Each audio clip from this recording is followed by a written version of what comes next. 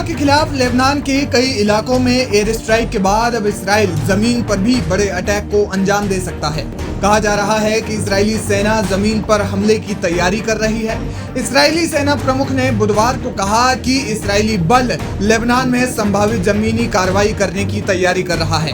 देश की उत्तरी सीमा पर सैनिकों को संबोधित करते हुए थल सेना अध्यक्ष लेफ्टिनेंट जनरल हेरजी हालेवी ने कहा कि हालिया हवाई हमला लेबनान में दाखिल होने के लिए जमीन तैयार करने और हिजबुल्लाह को नेस्तनाबूद करने के लक्ष्य को सामने रखकर किया गया। उन्होंने कहा कि उत्तरी इजराइल में विस्थापित नागरिकों को उनके घरों में वापस भेजने के लक्ष्य को प्राप्त करने के लिए हम एक युद्धाभ्यास की प्रक्रिया तैयार कर रहे हैं। लेबनान में संभावित हमले की तैयारी। दक्षिण इजरायली शहर इलाद के बंदरगाह पर बुधवार को एक ड्रोन से हमला किया गया और दूसरे ड्रोन को रोक लिया गया।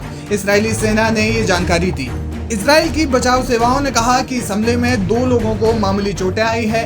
इजरायली मीडिया पर प्रसारित फुटेज में बंदरगाह क्षेत्र में धुएं का गुबार और कम से कम एक क्षतिग्रस्त इमारत दिखाई दे रही है।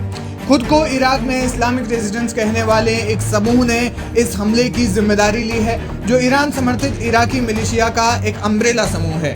इस समूह ने अक्सर इसराइल पर हमले करने का दावा किया है। सेना ने कहा कि ड्रोनों को पूर्व दिशा की ओर से आते हुए देखा गया था।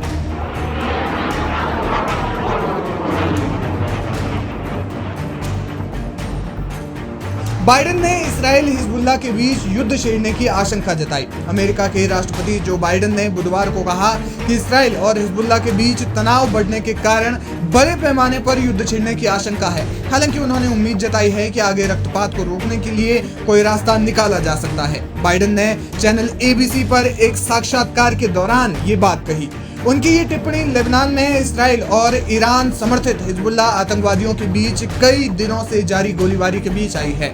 हिंसा में सैकड़ों लोग मारे गए हैं और पश्चिमी एशिया में फिर से व्यापक युद्ध की आशंका पैदा हो गई है।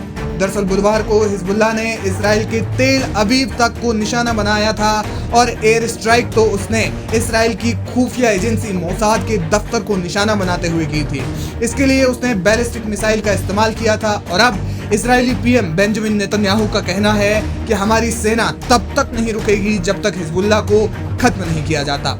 वहीं अमेरिका ने अपने सैनिकों की संख्या तो बढ़ाने का ऐलान कर दिया है, लेकिन इसराइल को ऑल आउट वॉर से बचने की भी नसीहत दी है।